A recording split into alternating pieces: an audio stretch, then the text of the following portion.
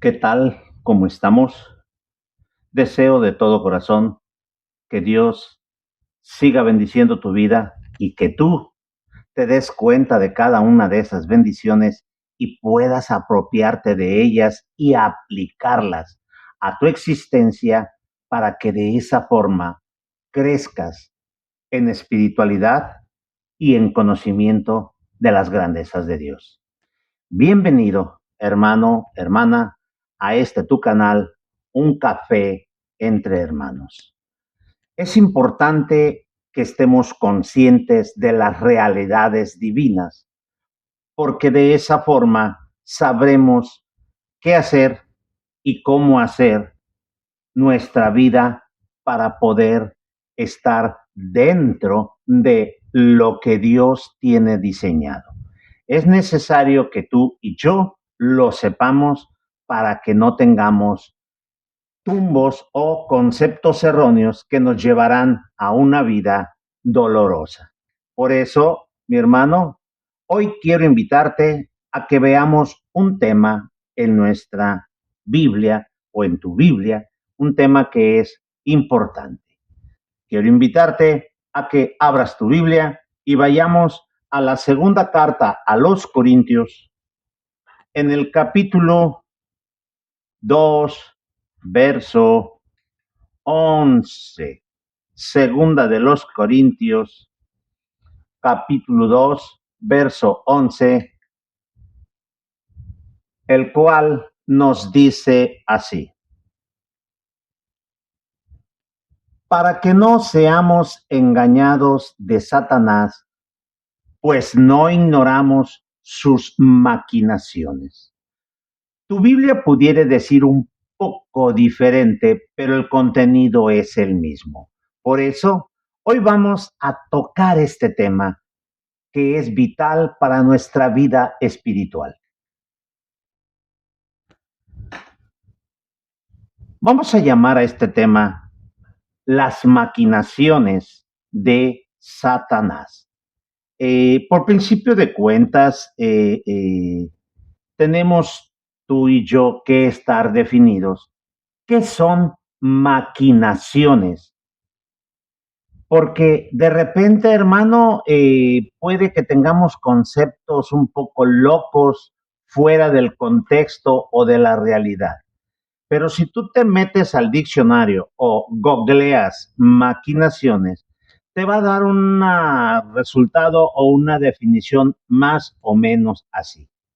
Maquinaciones son planes y estrategias astutas, maliciosas, que usa tu enemigo, especialmente Satanás, para engañar, tentar y destruirte como creyente en Dios. Esto es algo muy serio, mi hermano. Es algo muy vital. Yo no sé en qué grupo tú estás militando.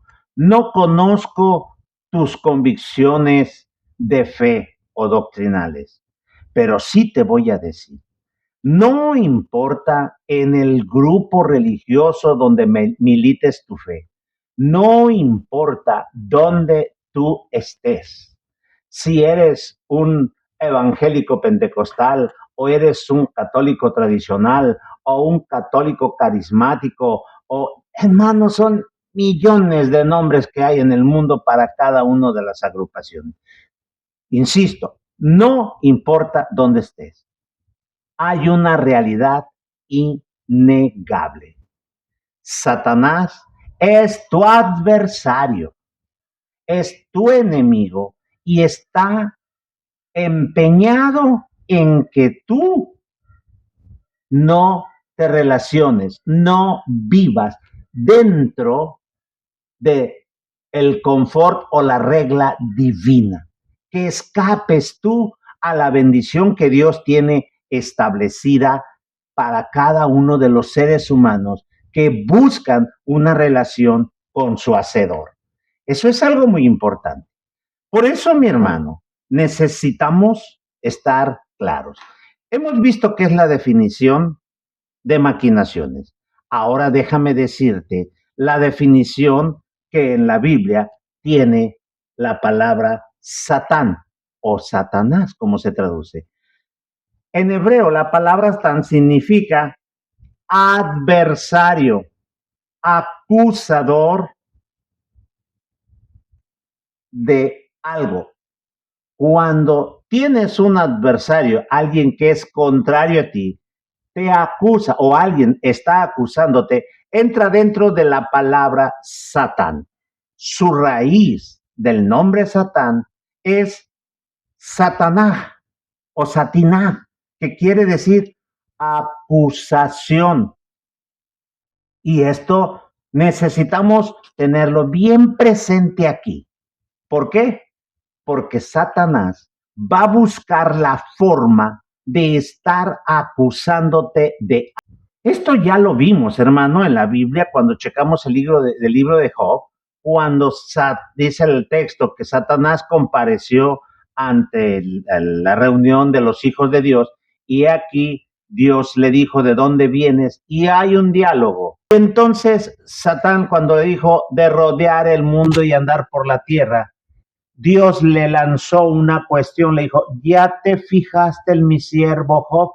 Y aquí Satán se soltó y dijo, qué chiste, ¿cómo no? Lo tienes protegido, no lo sueltas nada, no permites que nada le pase. Préstamelo y vas a mirar que él te sirve por conveniencia.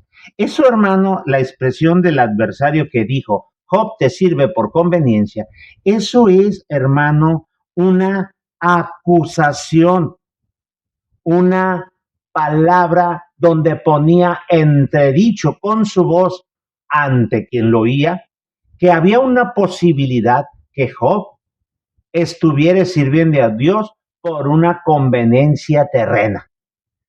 Y así que, mi hermano, cuando en la vida alguien te acusa y para que esa acusación o difamación tenga peso, impacte, golpee tu persona, tu prestigio, tu testimonio, tiene que estar salpicada de conceptos reales.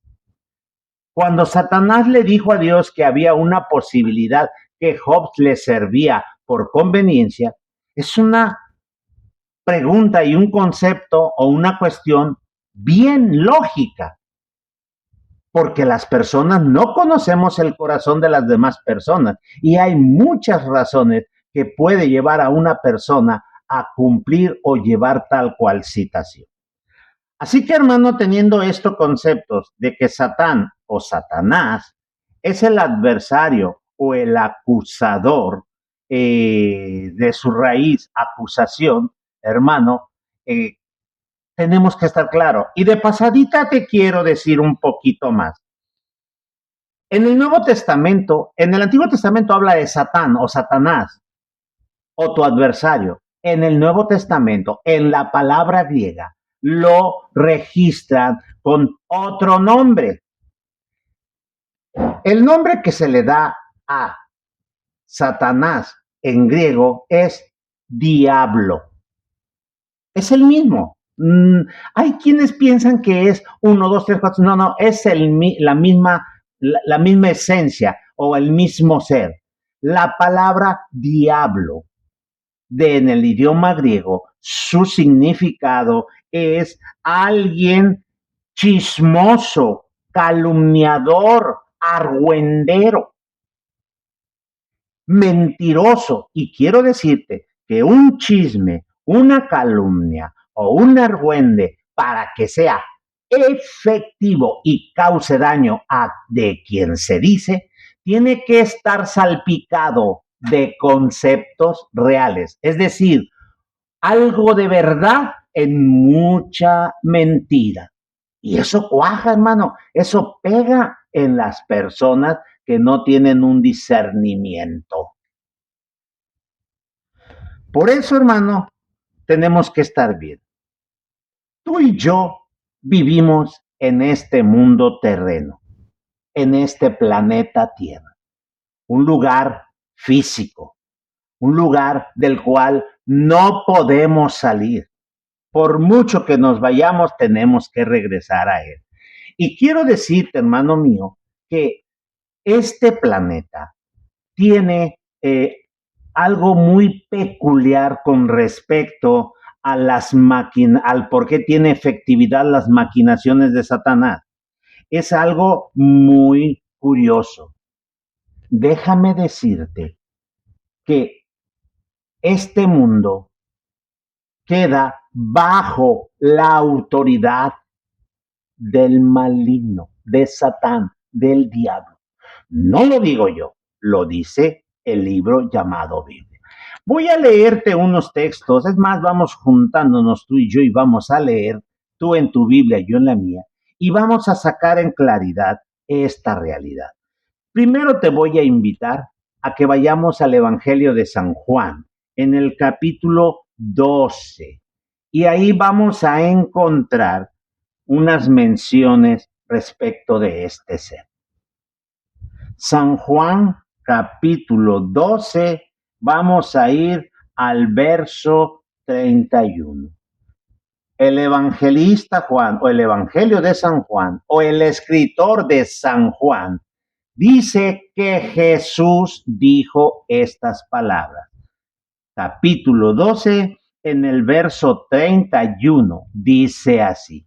Respondió Jesús y dijo, no ha venido esta voz por mi causa, mas por causa de vosotros. Y dice el 31, ahora es el juicio de este mundo. Ahora el príncipe de este mundo será echado fuera.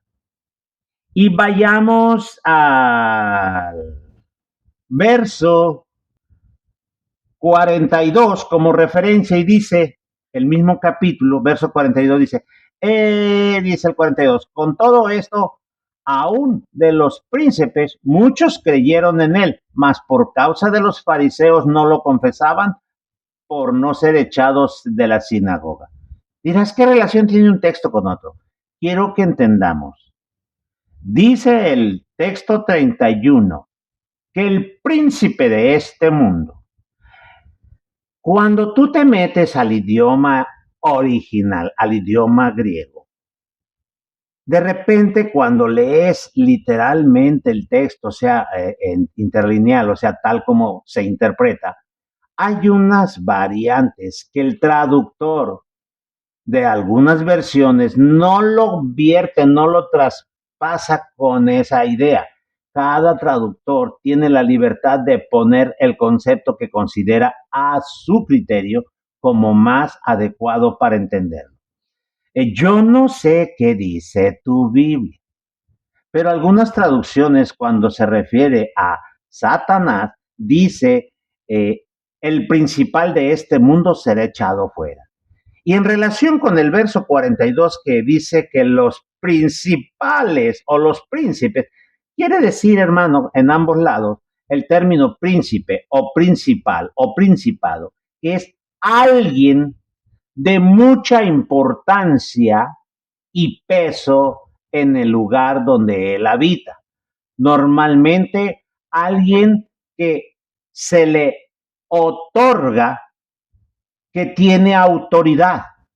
El pueblo es quien determina si su gobernante tiene autoridad o no tiene autoridad. Cuando consideran que no la tienen, lo bajan, lo arrastran y lo golpean. Pero cuando consideran que alguien es de mucha importancia y le dan en su corazón el grado de príncipe o de autoridad o principal, se sujetan a él.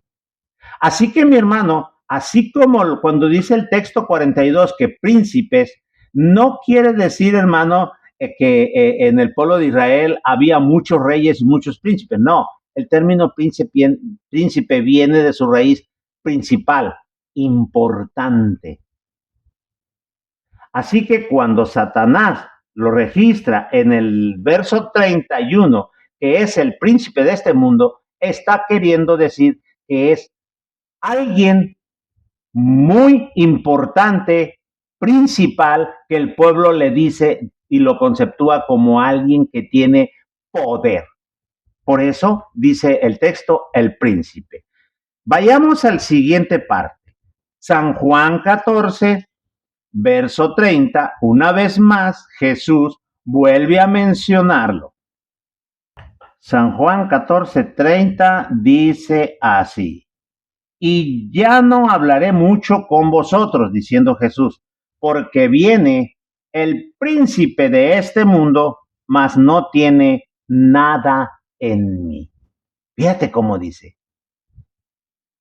ya no hablaré mucho con vosotros, porque viene el príncipe de este mundo, mas no tiene nada en mí. Es uno de los textos que leemos continuamente, hermano, como creyentes, como lectores de la Biblia. Pero pocas veces nos metemos a tratar de entender qué quiere decir. ¿Qué quiere decir? Pareciera en primer término que Jesús determina callarse porque se acerca el príncipe de este mundo y que tiene mucho poder y que lo va a regañar o que lo va a controlar. La clave está al final del verso donde dice, mas no tiene nada en mí. ¿Acaso Satán, el diablo, el acusador, el maligno, el adversario, como le quieras llamar, tenía autoridad sobre Jesús de Nazaret, el Cristo? No, no. Dirás, no, pues qué chiste, es el Hijo de Dios. Espérate. De repente, hermano, en nuestra mente nos juega unos extraños y nos hace creer que Jesús de Nazaret, el Cristo, era un ser humano diferente, hecho de otro material que no pertenece a nuestra naturaleza. Mas mismo el Evangelio dice que Jesús fue en todo tentado como igual a nosotros. Su naturaleza humana fue igual que la tuya y la mía. Por lo tanto, era susceptible de quedar bajo la influencia, bajo la autoridad o el control de Satanás o diablo. Cuando él dice, no tiene nada en mí, hermano, es muy fácil de entenderlo. ¿Qué necesita Satanás o el diablo para poder dañar, lastimar tu vida, tu testimonio, tu ser? ¿Qué necesita? ¿Por qué no podía tocar a Job? No me vayas a decir que Job era también, en el concepto que muchos tienen, que era otro ser humano diferente a nosotros. No, igual que tú y que yo. Había algo. Dirás, lo protegía Dios, no permitía que lo tocara. ¿Por qué? ¿Por qué lo protegía Dios? ¿Por qué puso en Job un protección que nadie podía tocarlo del mundo espiritual? Job, dice el mismo texto, que era recto, perfecto, temeroso de Dios y apartado del mal. Jesús de Nazaret, el Cristo, era recto, perfecto, temeroso de Dios y apartado del mal. No tenía ni un solo detalle en su vida que le facultare al maligno usarlo y decir, reclamo la vida de fulano, quiero intervenir, quiero tocar, quiero distorsionar la vida de fulano porque él tiene este pecado. Jesús no cometió pecado alguno. Por lo tanto, el maligno no podía ir a reclamar. ¿Te acuerdas qué le dijo a Pedro antes de que lo negara? Dijo, Pedro, Satanás te ha pedido prestado para sacudirte como a trigo. ¿Por qué? Porque sabía que Pedro iba a fallar Y el maligno ya estaba listo, nomás esperando que cometiese un error, una sola falla para ir y reclamar y sacudirlo. ¿Y sabes cuál fue la falla? Que cuando estaba Jesús hablando con ellos, que dijo, me van a negar, Pedro se llenó de orgullo y dijo, yo, aunque me muera, no te niego. Soberbia. Pedro no supo que era soberbia, pensó que eran los dictados de su corazón y le vino ese pensamiento. Primero me muero que yo negarte. Y vemos inmediatamente después que horas después sucedió lo que ya sucedió, que tú lo conoces, la negación de Pedro. Ah, mi hermano, Satán no tiene poder en alguien que está cumpliendo las cosas de Dios. Cuando te sacude es porque le abrimos un huequito. Cuando nos da una recia es porque tenemos un descuido en nuestro diario vivir, que a veces lo hacemos inconscientemente por descuidados y eso lo faculta a sacudir la vida de aquel creyente de parte de Satanás. Así que mi hermano, Jesús dijo, él no tiene nada que hacer conmigo, no me puede tocar, no me puede hacer nada. Era correcto. Dice el texto de San Juan capítulo 16, pero vamos a leer desde el verso 7. Dicen, pero yo os digo la verdad, os es necesario que yo vaya, porque si yo no fuese, el Consolador no vendría a vosotros. Mas si yo fuere, os lo enviaré. Y cuando él viniere, redarguirá a el mundo de pecado, de justicia y de juicio. De pecado, ciertamente, por cuanto no creen en mí. Y de justicia, por cuanto voy al Padre y no me veréis más. Y de juicio, por cuanto el príncipe de este mundo es juzgado. ¿Cómo ves? ¿En qué sentido? Aquí quiero aclararte algo. Aquí necesitamos estar claros. Pareciere, y mucho se dice de él, que en ese momento fue juzgado Satanás y perdió. Si así fuere, no hubiera podido tocar a ningún creyente desde el tiempo ese hasta la fecha. Pero la realidad es otra. El creyente es sacudido, mecido, zarandeado, quebrado, torcido por Satanás. Entonces, ¿qué es lo que está diciendo el texto en sí? Que en relación con Jesús, Satán no tenía ninguna facultad. Muchísimos predicadores se han empeñado en querer verlo diferente. No, no. Muchos creen que Satanás lo llevó a la cruz. No. Él fue voluntariamente. Él sabía lo que iba a pasar. Así que mi hermano, mira cómo estos textos nos sirven y si como último texto para este punto vamos a la carta de San Juan, primera de San Juan, capítulo 5, allá por el verso 19. Dice, primera de San Juan, capítulo 5, verso 19, dice, sabemos que somos de Dios y todo el mundo está puesto en maldad. Ojo, lee detenidamente el texto. Y todo el mundo está puesto en maldad. No sé cómo diga tu Biblia. Quizás unas traducciones dicen, y el mundo entero yace bajo el poder del maligno. No. Lo que necesitamos entender, juntando el texto y yendo al original griego, quiere decir que si tú no estás en las cosas de Dios, estás susceptible, eres una masa fácil para moldear por parte del maligno. Estás bajo la influencia, la presión, los conceptos del maligno. Mira cómo está esto. Mira cómo está esto. Quizás te suene extraño y te timbren las orejas, pero así es este camino.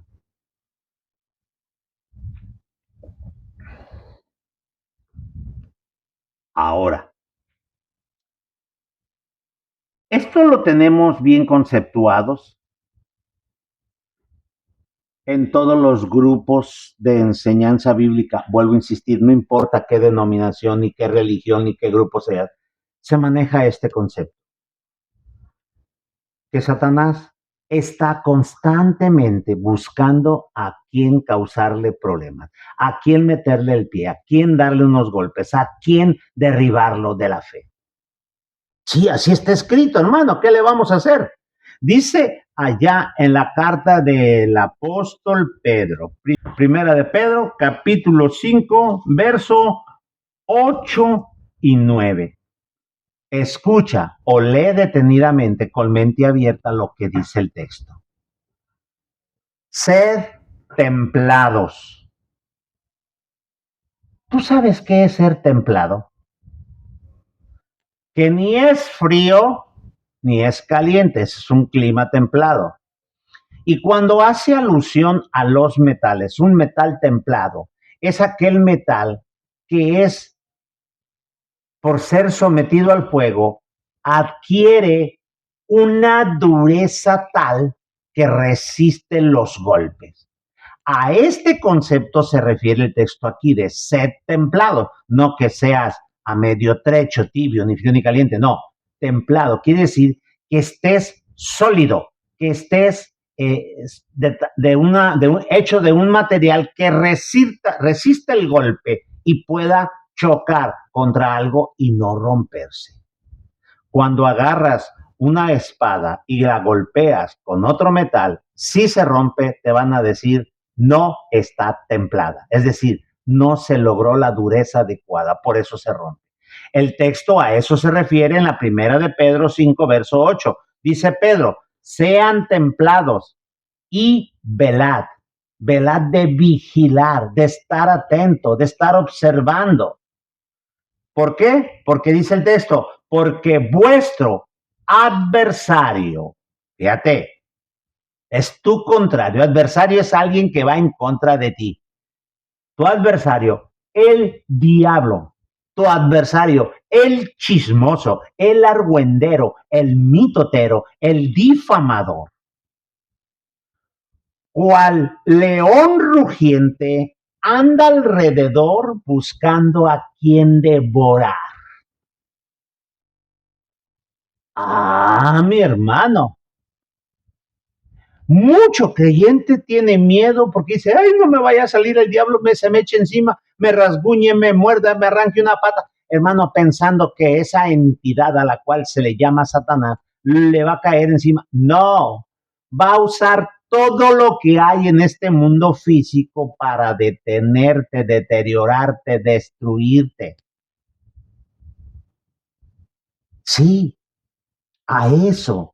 Esas son sus maquinaciones, son planes que se llevan a cabo con malicia para causarle daño al de enfrente.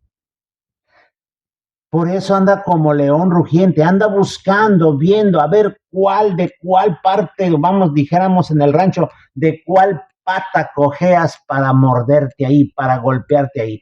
Busca algo que sea controvertido en tu vida o que tenga algunas tintes de pecado y la suelta. Sí, va y la suelta. Busca una chichincle de él y le dice, ¿ya viste lo que anda haciendo el santo fulanito? Ah, hermano, eso es lo que deteriora, eso es lo que derriba al creyente. El testimonio se lo destruyen. A veces es cierto lo que se dice del creyente y muchas veces es solamente una mentira salpicada como de verdad. Por eso debemos ser cautos, debemos tener acuérdate, el diablo es chismoso, es calumniador. Por eso, hermano mío, hay un pasaje que dice, bien, dice en la epístola del apóstol Pablo a Tito, en el capítulo 2, esta traducción que yo tengo aquí vierte así cuando da los consejos, en el verso 3, dice, las viejas asimismo se distingan en un porte santo, no calumniadoras, no dadas a mucho vino, maestras de honestidad, que enseñan a las mujeres jóvenes a ser prudentes, a que amen a sus maridos, a que amen a sus hijos. Dirás, ¿qué tiene eso que ver con el diablo? En el idioma griego te voy a decir cómo está. Donde mi Biblia traduce calumniadoras, en griego dice diablos, es decir, persona que calumnia, que dice para deteriorar testimonios, chismosa. A veces hay algunas traducciones que sí lo vierten, mi hermano, pero hay otras que no. Pero es de ahí la relevancia que cuando tú quieres conocer más a fondo esto, tienes que gastarte tus centavitos, comprarte diferentes traducciones y estudiar en ello. Hoy en día hay una manera más fácil. En Internet encuentras todo en forma digital y la mayoría de las veces es gratis. Pero en fin, eso es decisión tuya. Volviendo a lo que íbamos. Entonces vemos, hermano mío, que si conocemos lo que significa y cómo es, por qué es diablo y por qué es Satán, entonces, hermano, estamos adquiriendo cierto conocimiento que nos va a llevar a saber cómo actuar. Ahora bien, déjame preguntarte algo. Esto es algo que tienes que saberlo, porque si no, hermano, tenemos un problema. No vas a saber qué hacer y entonces vamos a estar batallando. Quiero preguntarte algo. ¿Tú sabes dónde presenta o hace las batallas Satán o el diablo? ¿Tú sabes cuál es su campo de lucha, su campo de batalla? Si tú lo sabes, estás adquiriendo una ventaja. Estás aprendiendo lo que dijo San Pablo en el texto que comenzamos al principio. No vamos a vivir engañados de Satanás porque vamos a conocer dónde trabaja él. No vamos a ignorar sus maquinaciones. ¿Tú sabes dónde trabaja? ¿Sabes dónde te da la batalla? Hermano mío, la batalla del maligno en el creyente se da en la mente. Aquí, en la mente. Ese es su campo favorito. Ese es el área donde pelea sus grandes batallas el maligno. No, él no te pone un palo en tu caminar para que te tropieces y te vueles una uña. No, ni te va a sacar un perro furioso para que te corretee. No, aquí en la mente es donde él gana las batallas con el creyente o en contra del creyente. Ah, ¿no lo sabías? Por eso tienes muchos problemas. Porque estás esperando que el maligno venga rojo, de cola de rosca, así, coloradito, con pata de caballo y pata de cabra y coloradito y con cuernos, y te salga en un callejón y te diga, uy, hermano, por favor. El campo de batalla es la mente. Dirás, ¿y cómo voy a saber eso? Muy bien. Vamos a ir al Evangelio de San Mateo. Ahí hay una referencia de algo que sucedió cuando después de que Jesús fue bautizado. Dice Mateo 4, verso 1. Entonces Jesús fue llevado del Espíritu al desierto para ser tentado del diablo. ¿Alguien iba con Jesús aparte de él? ¿Algún discípulo andaba con él? No, todavía no seleccionaba discípulos.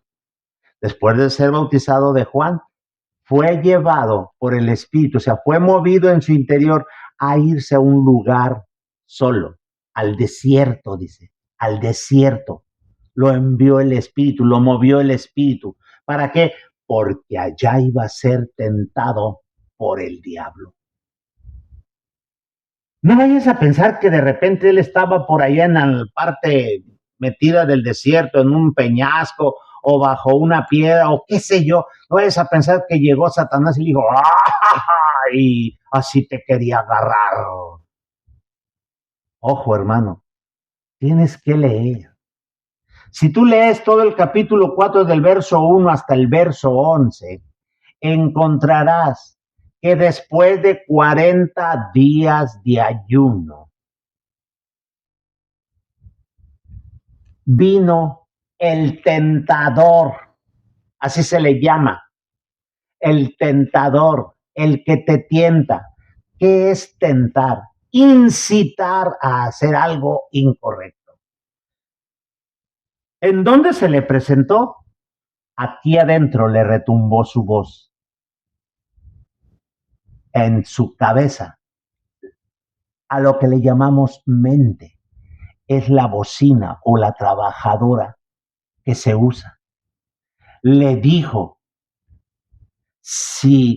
dice, si eres hijo de Dios, dile a las piedras que se hagan pan, porque después de 40 días de ayuno, por muy santo que seas, por muy santificado que estés, el cuerpo acusa efectos de falta de comida y dice que tuvo hambre.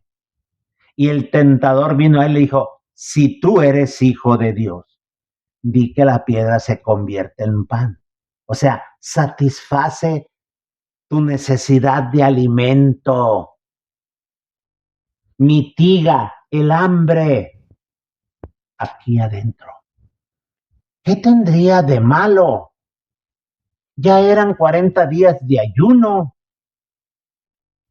Bien podía decir, Señor, 1, 2, 3 por 40 días de ayuno, me doy, es mucho.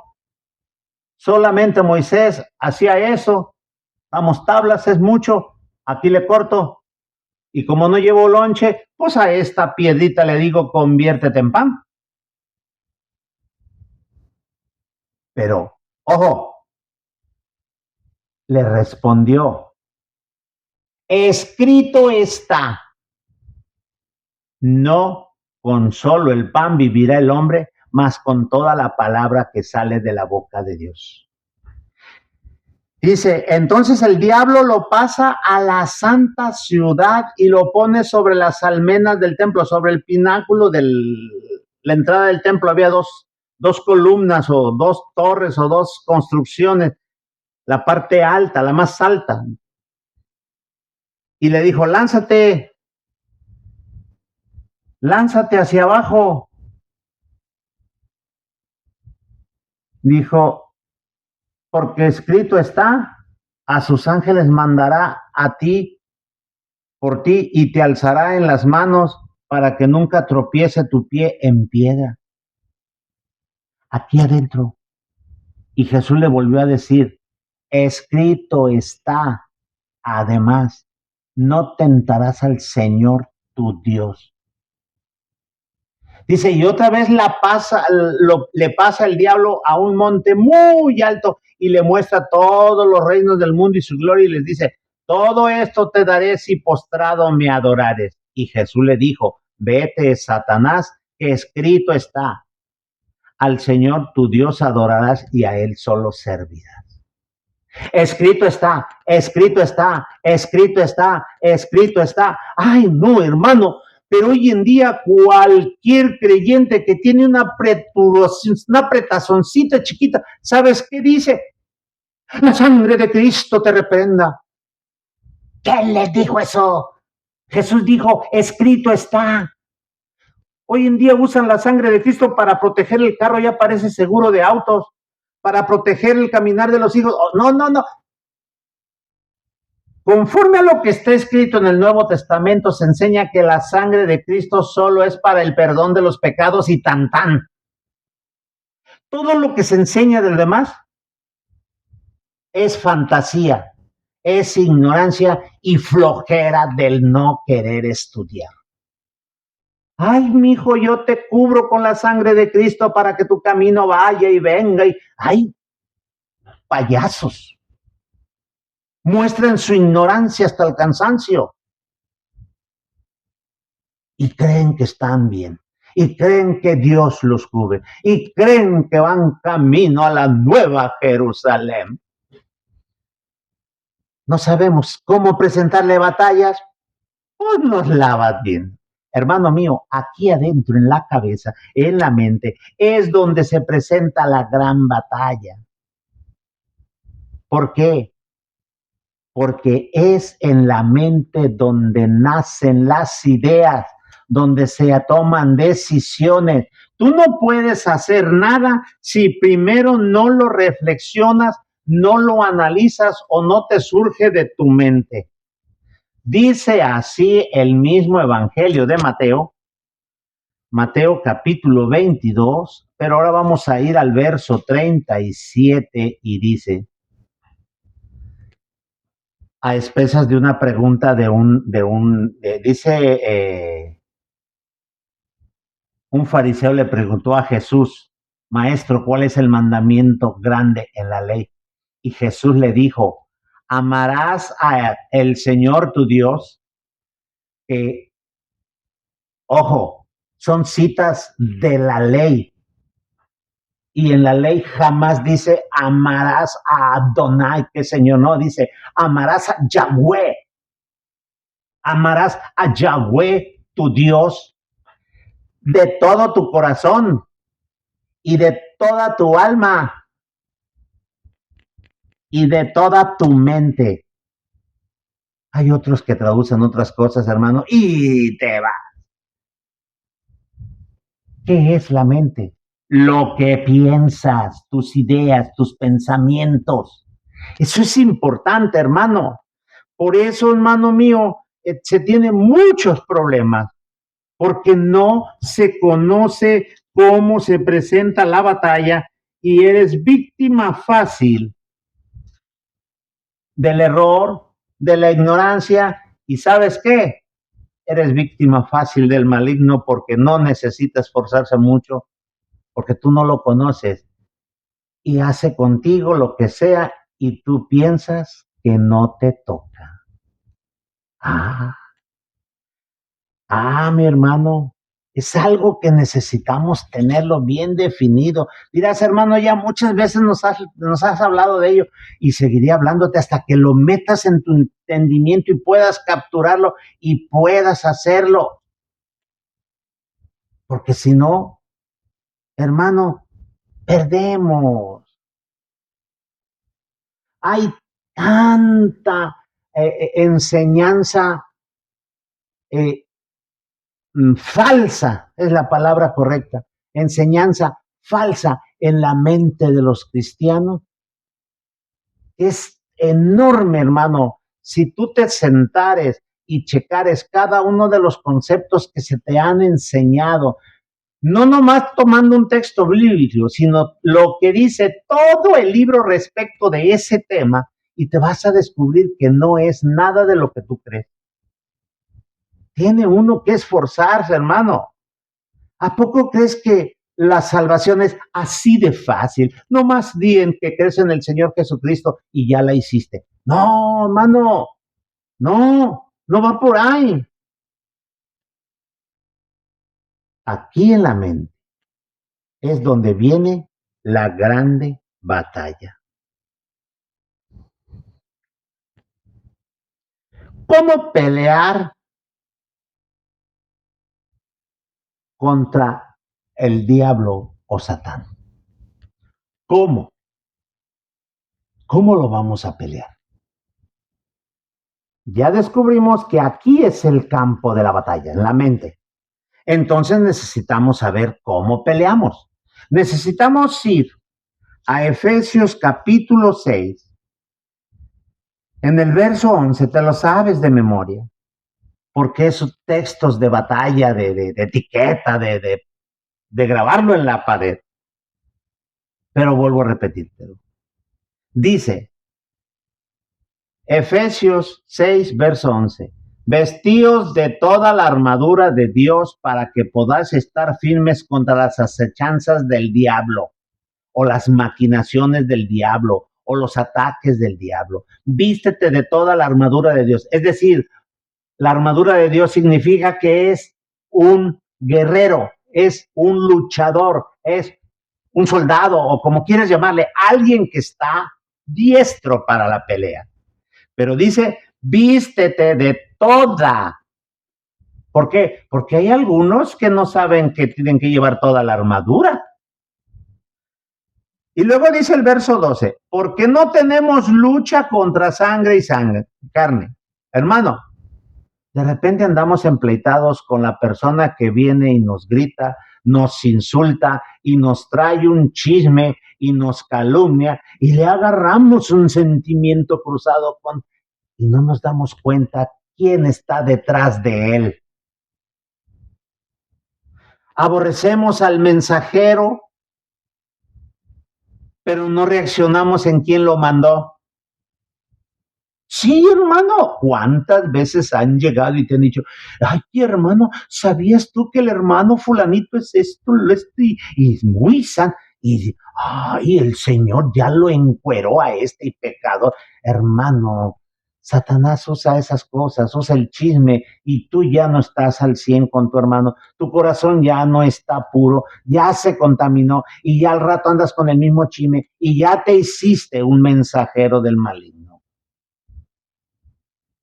Porque entonces no tenemos la lucha contra sangre y carne. Y luego dice, contra principados o principales, o sea, que tienen autoridad en el mundo espiritual, dice, contra señores del mundo, o sea, que gobiernan, no los obligan, sino que el hombre por sus acciones determina qué camino seguir y voluntariamente se mete bajo el concepto de algo indebido, pues queda bajo la control, autoridad del negativo o Satán y hace las cosas que él pide que se hagan. Gobernadores de las tinieblas.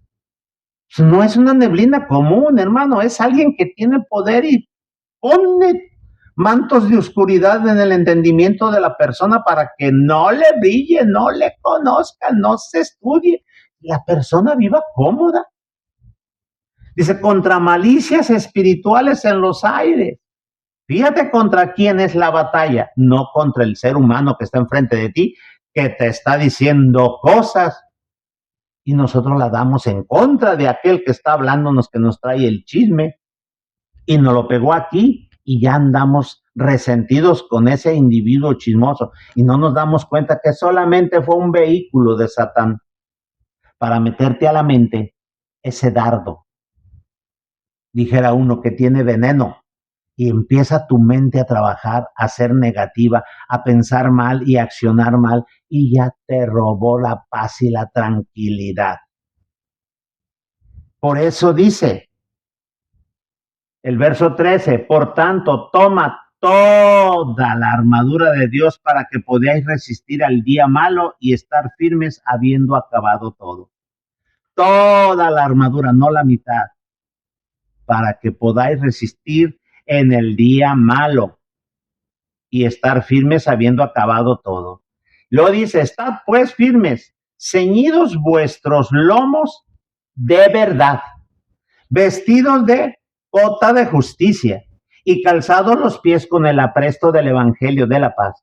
Sobre todo, tomad el escudo de la fe para que podáis apagar todos los dardos de fuego del maligno y tomar el yelmo de la salvación o de la salud y la espada del espíritu, que es la palabra de Dios. Vamos a checar una vez más. Toma toda la armadura de Dios para que puedas resistir en el día malo y estar firmes habiendo acabado todo. Cuando se te presenta esa batalla, aquí adentro, necesitas traer la armadura de Dios. No es para ir a pelear con el vecino o con aquel que te gritó aleluya. No. Es contra la autoridad espiritual negativa que tiene el interés y te le metió aquí la cizaña y ya te hace sentir un sentimiento negativo en contra de aquel que se rió de ti, que te dijo que eres falso, que te malentendió y de todos modos te vituperea. Necesitamos entender bien con quién es la batalla. No tenemos lucha contra carne y sangre, dice el texto, hermano. Por Dios, entiende, no es contra carne ni sangre, es aquí. Es curioso, hermano. Aquí cabe que mencione una historia que me tocó conocer en mi familia. Resulta que en una ocasión estaba mi esposa y mi cuñada con el hijo de mi cuñada, un chamaco como de 7, 8 años, y lo habían cambiado y le dijo a la mamá, ven, mijo, y lo agarró y le puso unas 3 nalgadas, así, tas, tas, tas. Y el niño volteó y le dijo, oye, ¿me estás pegando o me estás sacudiendo?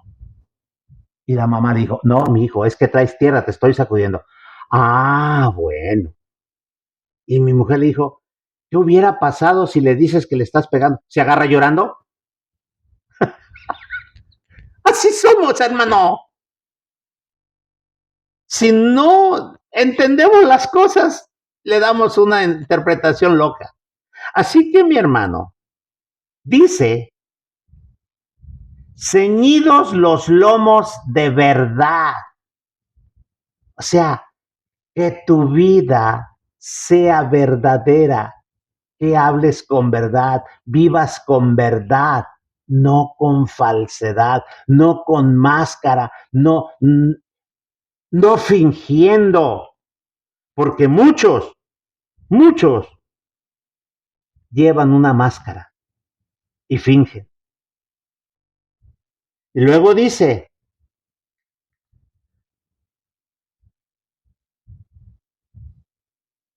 vestidos de la cota de justicia. La cota era una como playera de justicia.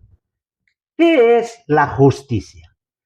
La justicia es hacer lo correcto. Eso es ser justo. No ser justiciero porque no eres juez.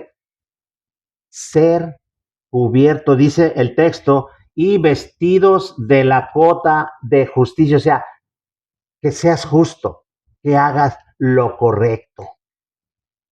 Luego dice, y calzado los pies con el apresto del Evangelio de la paz. Ay, aquí está bien bueno, hermano. 99% del cristianismo cree que es que te pongas bien trucha, bien ágil, que no te dé hueva para ir a predicar el Evangelio. Hermano, muchos van a huevo, para que me entiendas. Hay muchos, mira, hay un grupo que va puerta por puerta tocando y andan, dice, venimos a traerle el mensaje del Evangelio. Hermano, yo conozco muchos y me dicen, voy a huevo, porque si no me regañan si no voy. No, hermano, cuando habla el texto de calzado los pies con el apresto del Evangelio de la paz, es que tu vida, tus pasos, tu caminar sea pacífico, estés en paz, estés tranquilo, que no tengas el sentimiento cruzado con alguien, que si no lo puedes desarrollar amor en contra hacia una persona que está enfrente de ti, no lo puedes amar, no lo odies, no lo aborrezcas, al menos míralo como creación de Dios, no como tu enemigo. En el tiempo y en el trato se desarrollan los lazos de afecto o de amor y empieza a caerte bien y lo empiezas a estimar de tal manera que es un abanico amplio el amor. Pero el que calces tus pies con el apresto del Evangelio de la paz es que vivas en paz, hermano. Muchos de los que andan predicando por la calle y que van de evangelistas, hermano, no tienen paz en su vida. Yo he conocido predicadores que dicen que son evangelistas y a resumidas cuentas, después de entablar amistad y platicar con ellos, descubro que tomaron la decisión de irse de predicadores evangelistas porque no quieren estar en su casa. Chocan con su mujer, chocan con sus hijos y allá donde andan no les afecta nada, no choca con nadie, no tiene paz. Qué diferente es de lo que se mueve, qué diferente es todo esto de lo que se enseña hoy en día. Y luego dice, sobre todo, dice el texto, sobre todo, toma el escudo de la fe con que podáis apagar todos los dardos del fuego del maligno. Una protección. Los dardos del maligno es la duda. Te mete una duda aquí en la cabeza, hermano, en el pensamiento, y ya te acabó. Te mete la duda y no sabes cómo sacarla. Por eso dice, toma el escudo de la fe, y dice el texto en Hebreos que la fe es la seguridad de las cosas que esperas y no las ves, pero es la seguridad de las cosas sobre seguro, sobre promesas que tú puedes corroborar que te las hicieron. Y aquí abarca un abanico amplio de ideas que se meten. Hermano, todo se reduce al conocimiento de la palabra escrita. Y dice, toma el yelmo de la salvación y la espada del Espíritu, que es la palabra de Dios. El yelmo de la salvación. Normalmente el yelmo le llaman al casco, o sea, métete esa idea en tu cabeza que inunde tu pensamiento, que tú eres una persona salva porque estás viviendo bajo los conceptos de Dios. No importa en qué grupo va, no importa si eres seguidor de quién sabe quién y tú crees en quién sabe cuánto. Si haces los mandamientos que Dios dice que tienes que hacer, serás salvo. Y no importa qué te digan los demás, porque el que promete es Dios, no el hombre. Y la espada del Espíritu, que es la palabra de Dios. ¿Para qué quieres una espada? ¿Para tenerla así como aparentemente la tiene tu servidor? Lleno un librero de traducciones, informaciones que me sirven para pelear mi batalla de fe, para poder caminar sobre seguro, para aclarar mis dudas, o solamente para presumirla en los videos. Hay quienes se saben la Biblia al revés y al derecho. Sí, son Biblias andando. Yo conozco algunos. Son unos robots dando como las computadoras, te repiten. Haz de cuenta que es una Biblia de internet, pum, pum, pum. Pero en su vida no le aplican ni un texto. Entonces no sirve de nada, hermano. Mira que el conocimiento de Dios va hecho al concepto del diario vivir. Esto se manifiesta a través del hombre, hermano, no nada más de palabritas. Tiene que ser así, hermano. Dice la Escritura en segunda los Corintios capítulo 10, verso 3 y 5.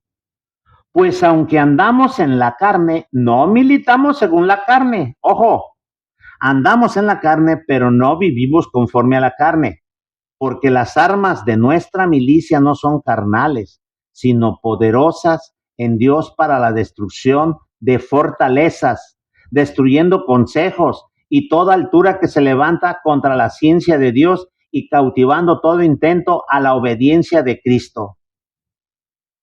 Contra todos los obstáculos, pensamientos, frases, si tú conoces lo que está escrito, lo puedes hacer a un lado. No te va a impactar, porque aquí en tu mente, vas a poder presentar la pelea.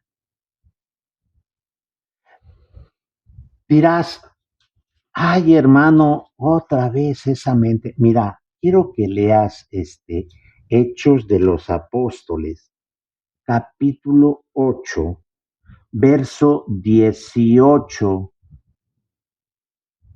Dice, y como vio Simón que por la imposición de manos de los apóstoles se daba el Espíritu Santo, les ofreció dinero diciendo, dadme también a mí esta potestad, que a cualquiera que pusiere la mano encima reciba el Espíritu Santo. Entonces Pedro le dijo, tu dinero perezca contigo, que piensas que el don de Dios se gana por dinero. No tienes tu parte ni suerte en este negocio, porque tu corazón no está recto delante de Dios. Arrepiéntete de esta tu maldad y ruega a Dios. Quizás te será perdonado el pensamiento de tu corazón, porque ni él de amargura y en prisión de maldad veo que está. Este pasaje, hermano, habla de Simón el mago. Y si checas en el capítulo 8, verso 13, habla que el mismo Simón creyó también entonces y bautizándose se llegó a Felipe y vio los grandes milagros y grandes maravillas que se hacían y estaba maravillado o atónito. Simón el mago se bautizó y se hizo cristiano. Aleluya, mano. Ay, cuánta emoción, hermano. Una zambullida de agua no cambia la vida. Una zambullida en la realidad, en los conceptos reales, y cambios de vida sí cambia la vida. Él como cristiano nuevo, recién desempacadito, dijeran los grupos, miró que había algo que hacía aquellos hombres, que los apóstoles tocaban, le imponían las manos y las personas recibían una manifestación grande. Él dijo, yo quiero eso, ¿te la compro? ¿De dónde sacó la idea que se podía comprar? El mismo texto le dice que Pedro le dijo, arrepiéntete pues de esta tu maldad y ruega a Dios si quizás te sea perdonado el pensamiento de tu corazón. Pensamiento de tu pasión, de tus deseos carnales. Mira dónde está el problema. Mira dónde están las broncas. En la mente. Hermano, dirás, ¿por qué estás insistiendo tanto con la mente? ¿Qué te hizo la mente? Porque la mente te alegra, la mente te enoja, la mente te mete en problemas, la mente te saca en problemas. Déjame decirte esto. Dice así. Efesios capítulo 2, verso 1 dice, vosotros que estabais muertos en vuestros delitos y pecados, en que en otro tiempo anduviste conformes a las condiciones del mundo, conforme al príncipe de las potestades del aire, el espíritu que ahora obra en los hijos de desobediencia, entre los cuales todos nosotros también vivimos en otro tiempo, en los deseos de nuestra carne, haciendo la voluntad de la carne y los pensamientos, y éramos por naturaleza hijos de ira también como los demás. Los deseos de la carne hacen que tu mente piense y luego te justifica para satisfacer tus deseos carnales. Si no conoces lo que está escrito, que Dios dejó escrito, no vas a poder saber si el pensamiento que te está llegando es de acuerdo a Dios o es solamente un pretexto de tu deseo carnal para satisfacer ese mismo deseo con tu mente, justificarte en tu mente. Sí, te diré un ejemplo. Gran mayoría de gente que se convierte al cristianismo y algunos que ya tienen tiempo en este caminar, ven con mucha facilidad el pedirle prestado a otro hermano dinero. No importa qué cantidad, 1 peso, 10 pesos, 100 pesos, 1000, 10,000 pesos, los que sea. piden prestado dinero, objetos, y no les remuerden ninguna preocupación para devolver lo que les prestaron. ¿Sí? Va y pide prestada una silla o unas pinzas y se quedó con ellas. No le queda un cargo de conciencia que diga, esto no es mío, me lo prestaron, tengo que devolverlo. Cometemos un robo con el maquillaje de préstamo y luego nos justificamos, ay, es que es de mi hermano, al cabo mi hermano no se enoja, tiene 100 sillas, no le va a hacer falta una. Son ideas de la mente y los deseos de la carne. Por eso, mi hermano, tenemos nosotros que estar bien truchas, bien truchas. Dice la carta a los Hebreos, Hebreos capítulo 4, en el verso 12, porque la palabra de Dios es viva y eficaz y es más penetrante que toda espada de dos filos y que alcanza hasta partir el alma y aún el espíritu y las coyunturas y tuétanos y discierne los pensamientos y las intenciones del corazón. La palabra de Dios, la palabra escrita, es la que te enseña qué es y cómo debes usarla para diferenciarla de las que no son de Dios y así ser liberado de los pensamientos terrenos carnales. Así que mi hermano, ¿qué sucede? Es aquí. Mira, lo que pasa es que hay un pasaje en primera, ¿qué? Tesalonicenses. Primera Tesalonicenses capítulo 5, verso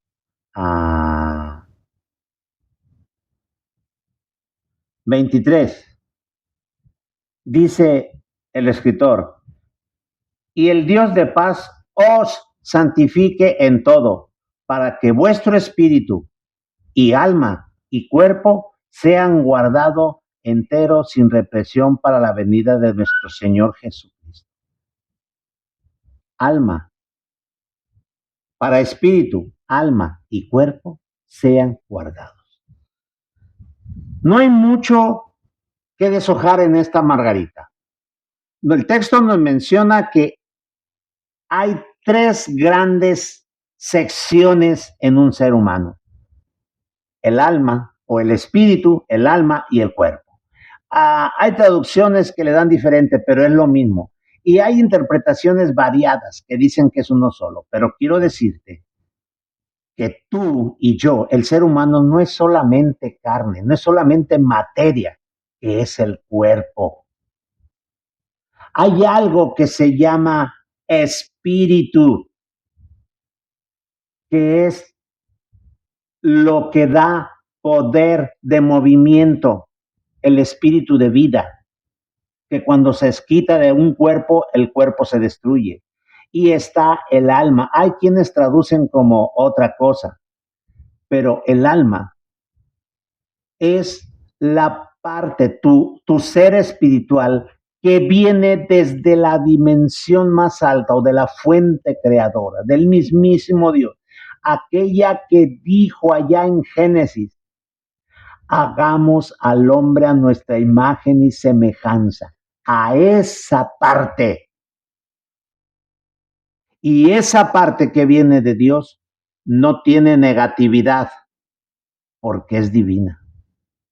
Lo que sucede que la mayoría de los enseñadores, y lo digo, no como vanidad, ni como condenación o crítica, como una voz que te grita para que abras los ojos. Muchos de los que son enseñadores en grupos religiosos son flojos, perezosos e ignorantes de las cosas de Dios. Una persona que es responsable o que quiere tomar un cargo de ser ministro, de ser enseñador, debe saber mucho para poder responder poco. Y si le preguntan algo que no sabe, tiene que decir el que es recto. Eso sí, yo no lo sé, pero ¿sabes qué? Me va a servir de motivo para buscar la información. Y no es nada más meterte a Google y poner qué quiere decir. No, búscale, búscale. Entre más buscas, vas a hallar. Dijo Jesús que el que busca encuentra. ¿Cómo está formado el ser humano? ¿De dónde viene la mente? ¿Qué es la mente? ¿A qué se refirió el texto cuando Pablo dice, mas nosotros tenemos la mente de Cristo? Ah, ¿verdad? Ah. La mente es una creación de Dios espiritual que acompaña a el alma para estar en un cuerpo físico en esta dimensión y pueda moverse. La mente le sirve para mirar su entorno y hacer evaluaciones. Un animal no lo hace. Un animal está pastando y le puede llegar el animal depredador de él. Vamos a llamar, un venado puede estar comiendo pasto. Si le llega un león, el venado lo ve, pero calcula, está lejos, no me llega y se queda. Cuando ya lo ve cerca, corre y se aleja a una distancia prudente. Eso se llama una mente de instinto de supervivencia. Pero el hombre fue dotado con algo más, con una mente que puede prever el ataque de león. Tú, como una víctima posible de un león hambriento literal, lo ves, no te vas a ir 200 metros de lejos, no, te vas a ir en carrera hasta que llegues a tu casa, porque qué tal si te sigue el león, dijo aquel. La mente es la que le da el ejercicio de buscar acomodar todos los sentires de lo humano. No sabe nada de espiritualidad, no la conoce, se le tiene que enseñar. Por eso dijo Pablo, mas nosotros tenemos la mente de Cristo. Cristo enseñó a su mente con la palabra. No vayas a pensar que ya traía la Biblia metida. La estudió, aprendió. Y en su mente siempre era la palabra de Dios. Por eso encontrarás cómo está escrito, cómo fue escrito, qué dice la escritura. Siempre citó la Biblia. Él no dijo de su boca otra cosa, lo que está escrito nada más. Ojo, educa tu mente en las cosas espirituales. No viendo churrunovelas o pasar horas en el Face o en el TikTok y dándole like y me gusta y esos anuncios que salen ahí que, ay, si le das a me gusta, Dios te va a bendecir. ¡Pamplinas! La bendición de Dios no es de eso. La bendición de Dios es conforme vives, cómo vives. Mi hermano, me gustaría estar contigo y poder seguir hablando de esto mucho, pero mucho, hasta que podamos carburar. Pero los tiempos son así, veloces, raudos. Prepárate, capacítate, levanta tu cabeza, porque el día de la salvación está más cerca de lo que crees.